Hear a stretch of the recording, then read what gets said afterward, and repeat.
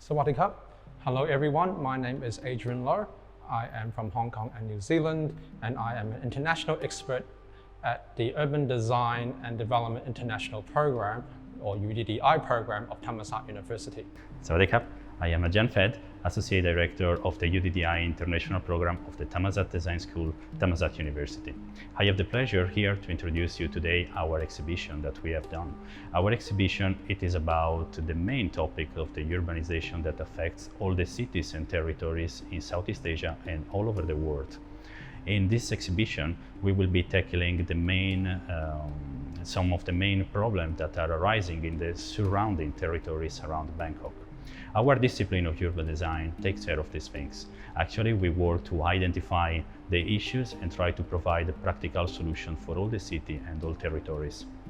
Our main focus is mostly in Bangkok and in the surroundings area, because we really believe that in this shifting world we should be adapting ourselves dynamically to all the issues and try to provide as much solution as we can. This exhibition is composed mainly by two projects, the UD223 Studio and the UD351 elective course about creative cities. Together, we are aligning ourselves to try to provide a solution at different layers and to try to tackle some of the urban issues from different perspectives.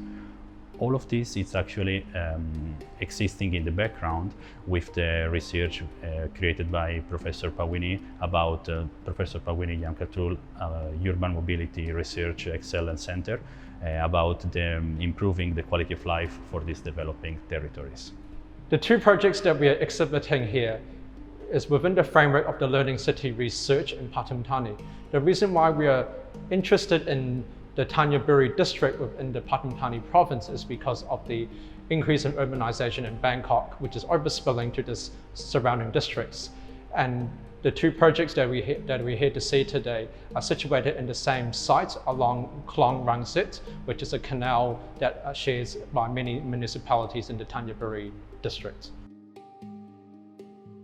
So we have two projects for the UD223 Urban Intervention Design Studio, which is a second-year design studio for learning about how to analyze and then come up with design solutions for particular areas. So the site that we have studied here is along the Thanyaburi district, along Klong Rangsit in the Pathum Thani province, and there are two groups. And the first group is studied an area called Rangsit, which is just next to the future park that many people would already know about. The students proceeded from what is called urban analysis through to SWOT analysis, and then vision, and then master plan, and then strategies. And both groups followed this learning and design process. So the first group here, they did something called PESTEL analysis, which means physical, economic, social, temporal, environmental, and legal analysis. And by physical, they analyze things such as walkability, understanding how easy or difficult it is to walk around the site, the pedestrianization in other words. And you can see students found that there is difficulty to get across from other sides of the canal. In terms of economic, they tried to understand some of the existing economic nodes and services that are provided. They went on to doing some demographic analysis, some temporal historical analysis. But amongst the key of these early analysis stages is to identify some of the problems occurring at the site, such as the lack of public spaces or green spaces. So here they've identified lots of green spaces, but they're undeveloped land or vacant land that no one is really using for any particular purpose at the moment. But this is juxtaposed by lots of gated communities, long rows of private houses which are not really connecting with other parts of the community to create a sense of social coherency. And so from this analysis, they come to something called SWOT analysis, which is the second step. SWOT means strength, weakness, opportunity, and threat. And that is being color-coded accordingly. The strength in green here, they try to identify some of the current advantages that are happening on the site, such as the cultural, religious nodes, as well as some of the existing transportation infrastructure. In terms of weaknesses, which refers to the disadvantages happening now, they see that there are these vacant lands that we were talking about before, that could be a potential problem, and then as well as the lack of connection between both sides of the Klong. From the opportunities, they try to understand that the weaknesses is the lack of public open spaces and green spaces, so they could potentially develop that for communal benefits. And then the threats, which is the disadvantages of the future, they clearly identified the flood, which of course is a countrywide phenomenon, and that is something they also need to address. From the SWOT analysis, they identified 6 key issues, such as the canals lacking activity, the lack of green spaces, not enough cultural nodes, the community is at risk to flood, lack of connectivity, as well as lack of transport. From these 6 issues, they found 6 equal and opposite solutions which could help to improve this urban area. So to address the lack of activities on the canal, they tried to revitalize the canal. To address the lack of green spaces, they tried to develop more public green spaces. And then following, we have promoting more economic and cultural activities, trying to prevent the flood with environmental solutions, as well as improving pedestrian and public movement around the city. From this, they created something called a master plan, which is not like a detailed plan of how it will occur, but more of a vision or an idea of how we want to improve it. And then many stakeholders, such as architects, landscape architects, planners, and other stakeholders will try to implement this. And so our students tried to create strategies which follow these principles or solutions. So the first strategy here is the public green spaces. And you can see the students have developed 2 types of parks, a long one and a more linear one. And from this, you can see some of the sections and other perspectives to illustrate the quality of this public green space. Moving on to the next strategy, which is the flood prevention and environmental upgrade, they did something called a wetland. Urban wetlands are particularly important in urban areas that have access to water because it's a combination of what we call blue and green infrastructure. Blue referring to water, green referring to the plants and other things. And it helps to absorb the carbon emissions as well as prevent the floods. And it also acts as a park, what we call a wetland park. The next strategy is on mobility and transportation, referring back to the issues of lack of urban mobility in the area. Even though some is provided, more can be done. And so what they've done is to develop some water transportation nodes, such as water taxis, to help revitalize the canal, but as well as allowing a new mode of transport along the water. So now we come around to the other side to continue the story of the strategies. So this comes to our last set of strategies for this group, which is to revitalize the canal, which is a series of different solutions. So we talked about the wetland, but what they've also done is to create new canals or new klongs to help generate more activities along the water and to create new connections such as these bridges and then this recreation center, which I'll talk about in a moment. You can see along these sections, the key thing is to provide green public spaces along the canal, better for the environment, better for the people. There's a general lack of walkability or footpaths along the road, and so having these green spaces allow people to interact with the canal and to walk along in a safer way. And we can see in the large section along here, we can see a combination of all the strategies we talked about before, some of the new transportation nodes, the wetland area, as well as the klongs. So now we turn to some of the individual architectural interventions done by this group. They did a series of interventions along their master plan at the building scale. And the first intervention here is a mixed-use intervention, which is a combination of public and communal and private residential uses as well. It's divided into 2 levels. The first ground level is a series of stilts that's propping up the whole building, and then the upper story is a combination of shop houses, residential and commercial activities. The form of the building is based on the agricultural fields and the lines that is generated from the agricultural pattern, and so it's based on the context. And from these lines, the student identified several voids and solids, which create a kind of small compact city that people can walk around. So the student NOS did a kind of micro city where people can interact between the public spaces, between the voids, as well as use the buildings above the ground. The stilts are also referring to the context because the stilts come from the traditional Thai houses built over the water. And so the project is very much culturally and traditionally informed.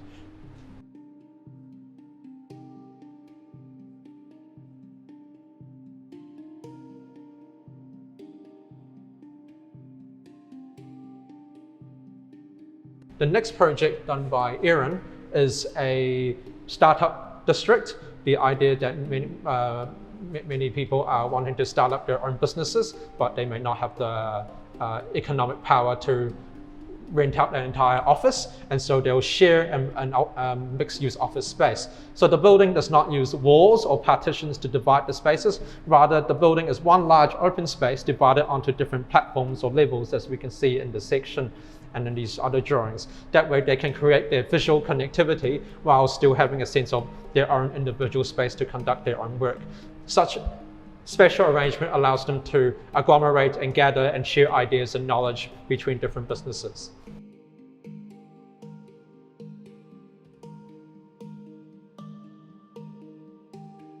The next project is the recreational hub, which you've seen in the other images before. This is done by Sky.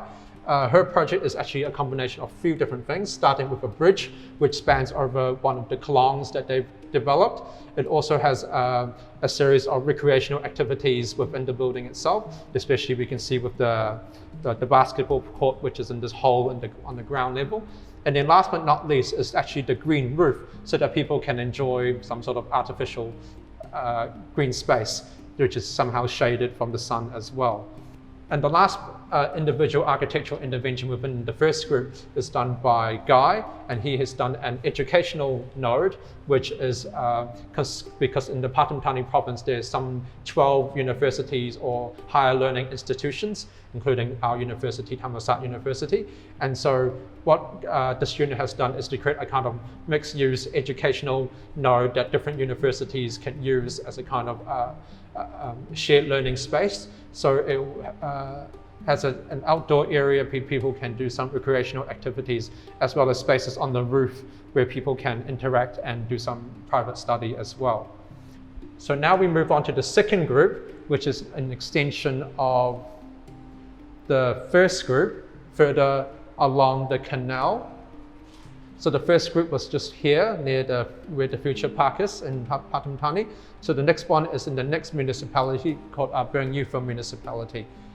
And likewise, they also had a pestle analysis. In the physical analysis, they tried to identify the walkability, the road lanes, they even drew some road sections, as well as the different types of roads.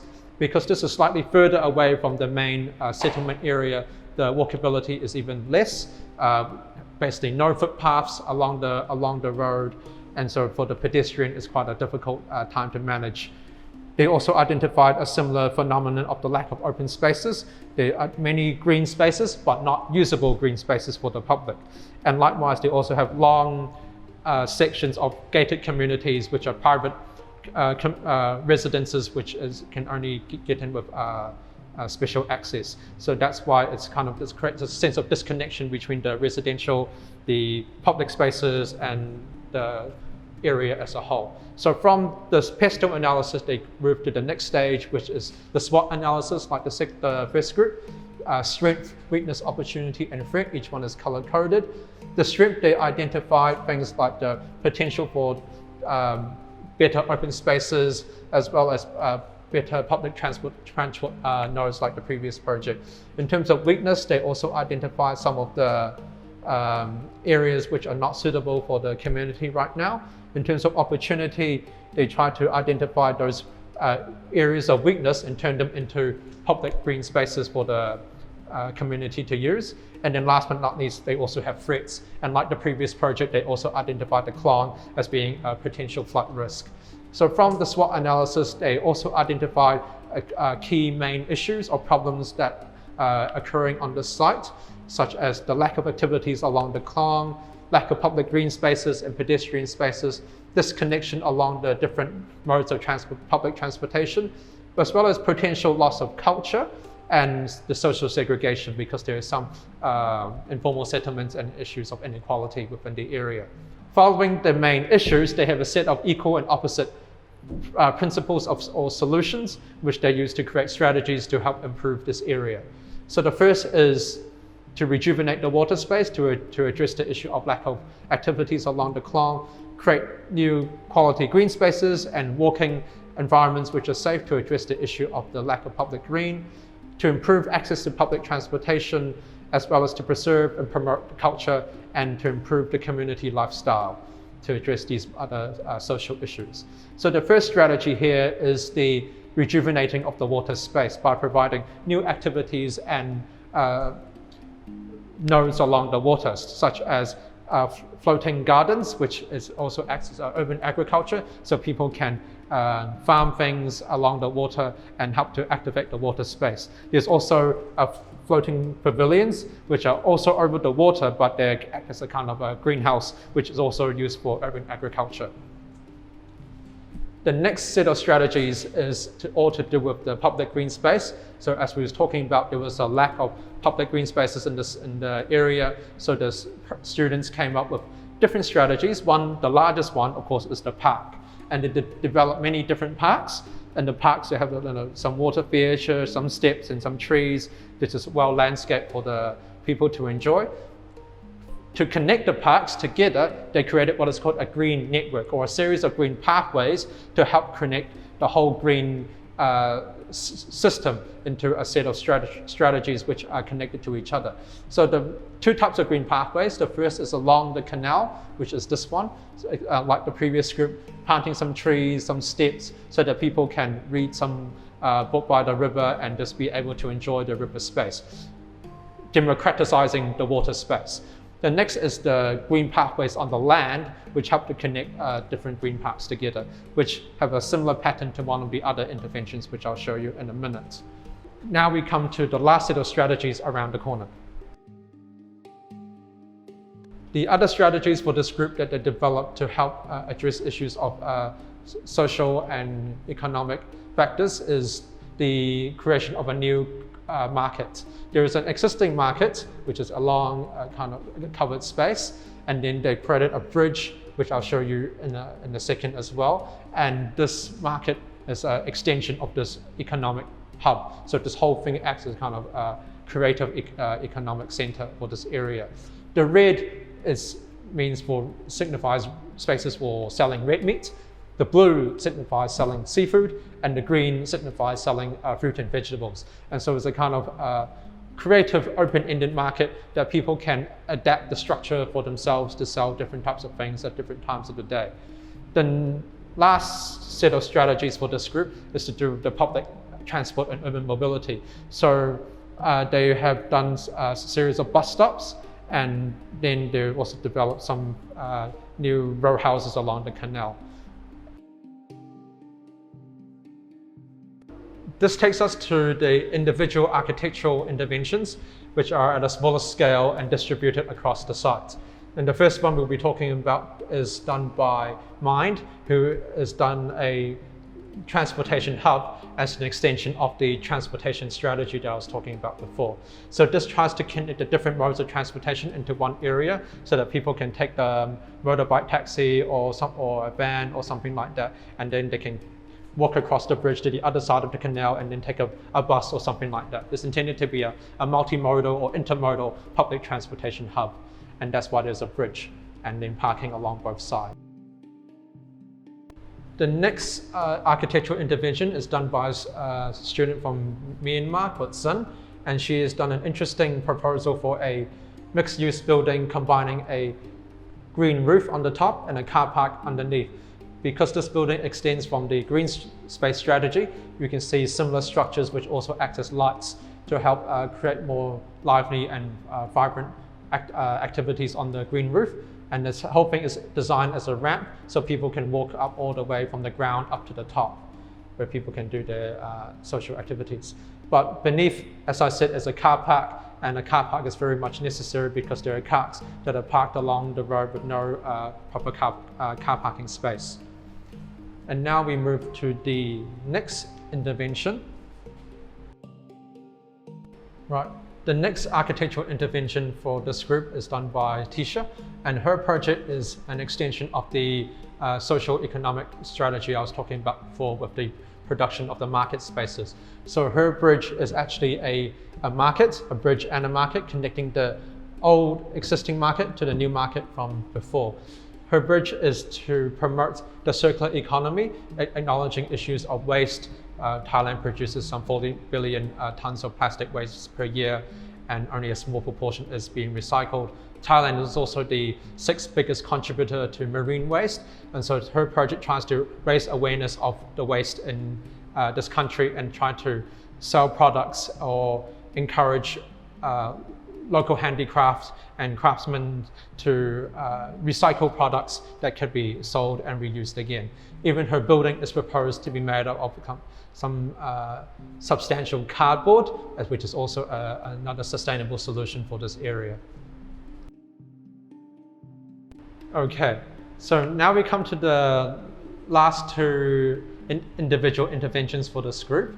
So this is the boat station designed by Nine, and this is part of the overall strategy of revitalizing, rejuvenating the canal by having another means of transportation, which is the water taxi. And so the boat stations, he's identified different spots along the canal, which are also the different stops for the people to catch or get off the boat.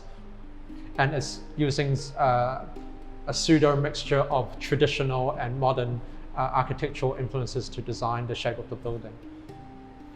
The last individual intervention is done by Karin, and his project is to help the informal businesses that is within the area to help reduce the impact of social economic inequality. And so his project is the basis of the market that you saw before, which is basically divided into two parts: a frame and then the platforms. And the platforms are attached to the frame, and the idea is that people can lift off the platform and rearrange the structure according to their need. So it's very much a matter of adaptation and change of use over time. And what he's done is develop different iterations which show how the people can change and use the structure over time, and which we can see in the plans and the sections. The idea that the space between each one is enough to fit a person comfortably, and you can see even within the same angle, you can see the space being changed. Different people are using it in a different way.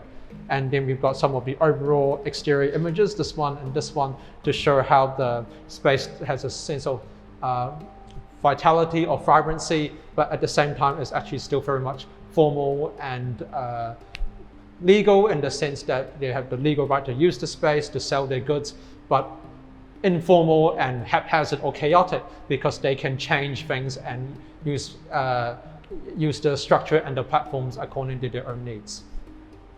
Thank you.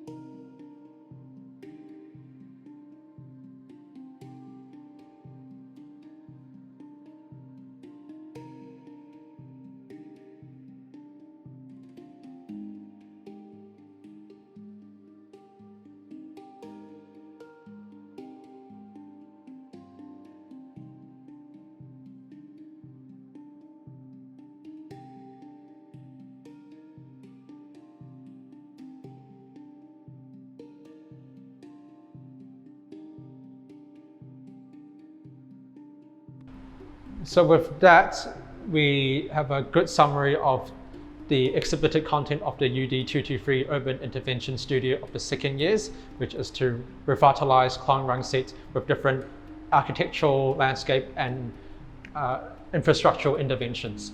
With this, we'll move to John Federico's UD 351 Creative Cities elective exhibition.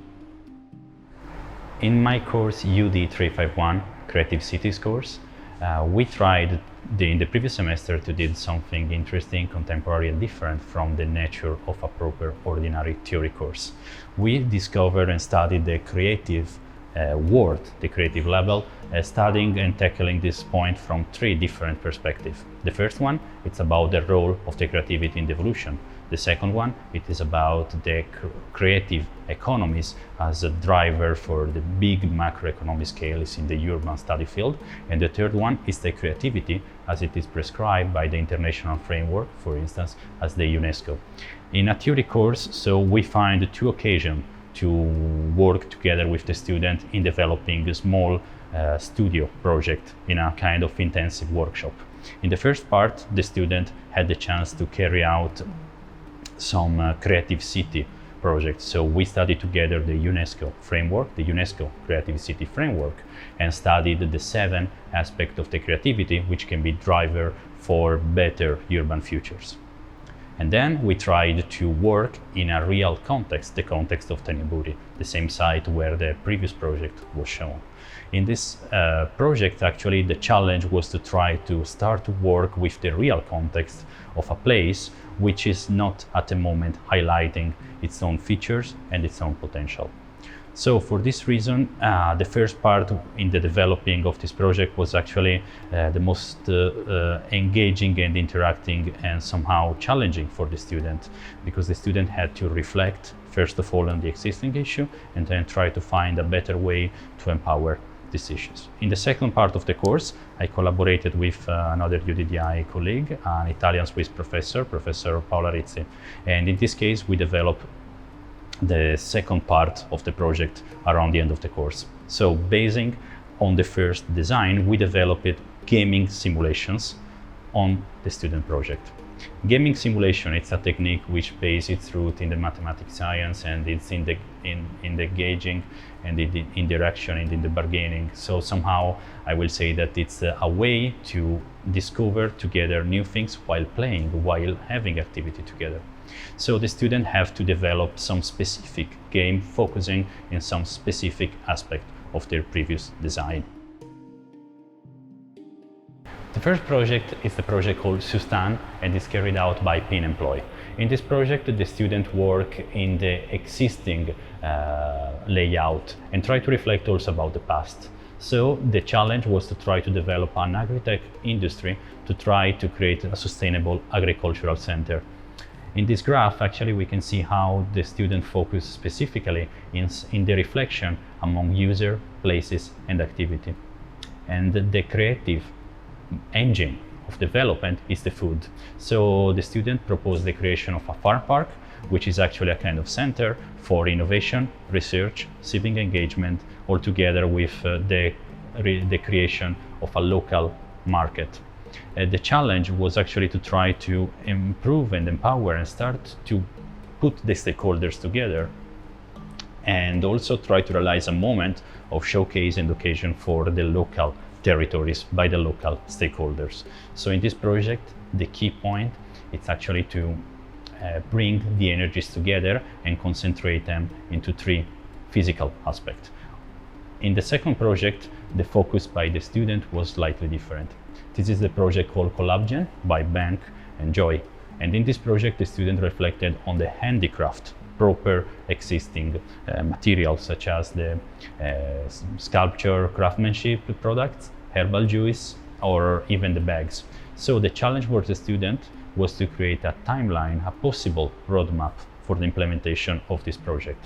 In here, in the first image, you can see actually how the student wanted, for instance, to realize some contest, some competition, some activities that can bring the urban, in the urban district of Thanyaburi new engine. In the last image, there is a schematic visualization of a new center for the development of the craftsmanship.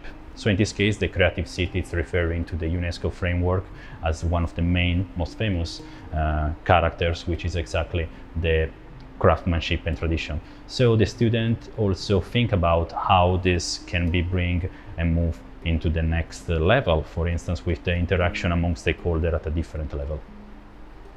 these two projects were carried out in the first half. In the second part of the course, the student decided to focus on some specific aspect to carry it out to game. In this case, the game, which is the shortened of gaming simulation, are actually tools which can help the stakeholder to reflect in their role, and they can try to empower the people as a citizen, and they can try to empower the people as a citizen keeping their role. For instance, in these two games, two gaming simulation, both of them are gaming simulation based on boards. There are pawns, there are coins, there are cards, and there are action to be taken. In both cases, the game are somehow connected. Why? Because the student who work in the first project about Sustan work mostly with the food, with the role of the workers, with the farmers, with the role of the monopoly as a market positioning. And in the second game, instead, the student concentrated mostly in the interaction between the new creative engine of development for the city, the new developer, and also the government. In this case, the government and the choices are taken at the local level. So in the both game flows, there is actually the draw of the card, and then there is a kind of development of a strategy. And this is the main core of the gaming simulations, because gaming simulation are tools, and with these tools we can try to empower as I said before, not only the citizenship but also the awareness by the people in order to be active player in the urban scenario and active player, owner of their own choices in terms of life and in terms of other things. Just to be clear, I will say that all these projects about the gaming simulation and about this are actually applicable, and it's possible to realize them. So we tried in all the design to keep a fit on the reality somehow and try to provide immediate answer for this. The third group, the group composed by Wint, Lily and Max, created the R&D district. The R&D district, it's actually a project slightly different from the previous one. They had a vision. The vision is to create a peaceful, blooming district balanced with facilities that aim to support creativeness. For this reason, they decided to create three pillars of the creative city: the gastronomy, such as the whole food industry, the movie and the film as somehow enjoyment, the futsal, the sport in general as a civic engagement at the grassroots level, and also the tradition, which is in the background. As you can see, the student wanted to create much more engagement, for instance, with the connection of the tradition. So in the student view, there is the realization of a physical area, of a physical project where there can be a very open public green space that can be flexible for different configuration, a space for the market, and a drive-in theater. All around the district there can be other activities in terms of sports. The students work also into different roadmap. In a year time map, they focus on how this project can actually work. So working in the calendar of the daily life of the community, and how this daily life and this community can actually empower this project.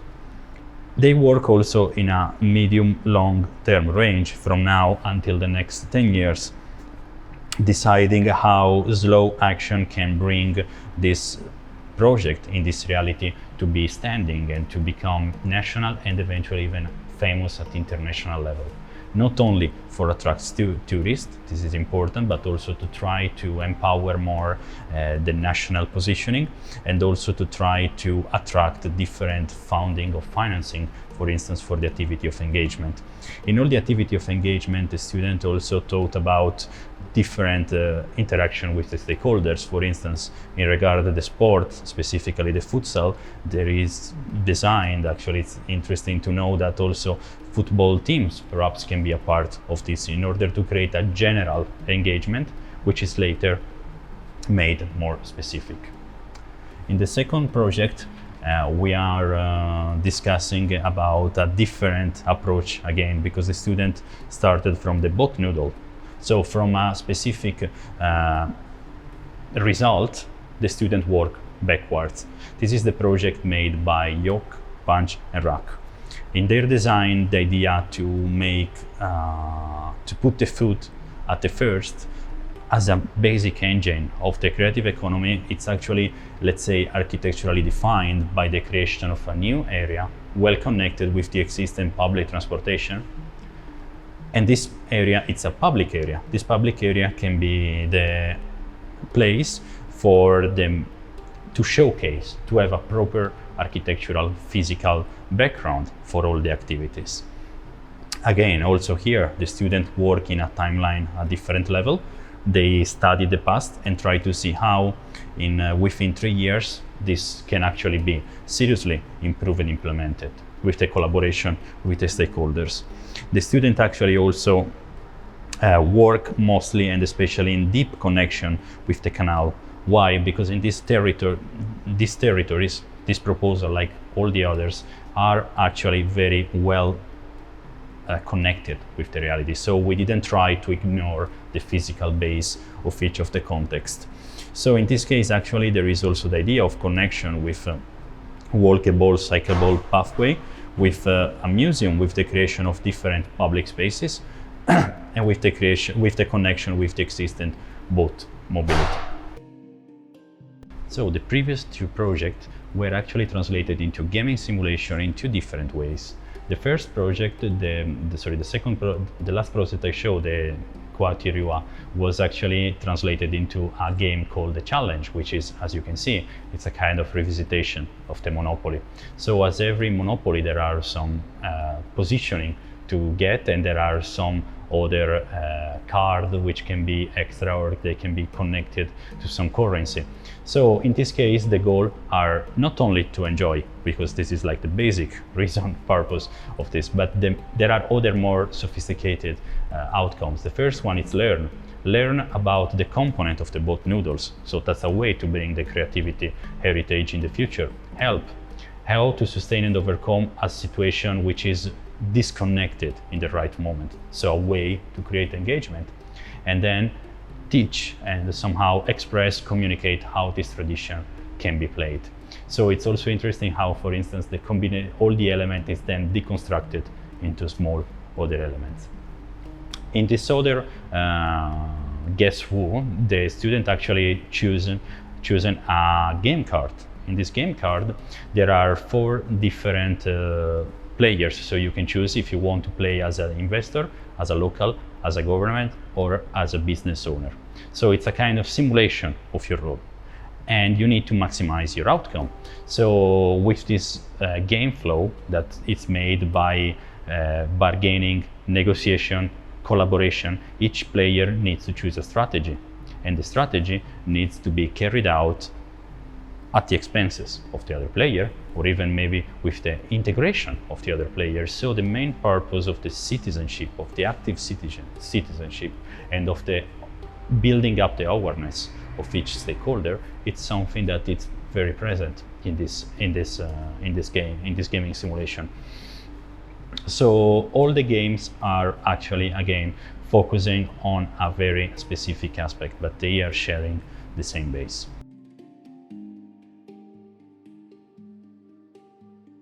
Alright, so we've come to the end of our gallery tour. Our project were giving and providing different answers to these territories from different point of view. And this is actually the real root of the urban design discipline. As a very big and comprehensive discipline, we try to study many issues from different point of view. I would like to invite you to follow us in our social media to discover more about our activities, about our angle that we tackle these issues, and about our whole commitment for cities and territories. I would like also finally to thank our school, our university, the Thammasat Design School, the Dean, our program director, Dr. Pompisit, and also Professor Pawini for her support, and of course the Mobility Research Center she's the head of, and Professor Paolo Rizzi for the gaming simulation part. Of course, the Jade for the video, 6060 Gallery for the space. So I would also like to thank the students from the second year and the third year of the UDDI program for all their hard work and commitment in the previous semester, which was done entirely online given the restrictions. And this is the first time that we got to see this in person in real life, and we hope that you can see this as well. And So hope to keep in touch and hope to see you again soon shortly. Thank you.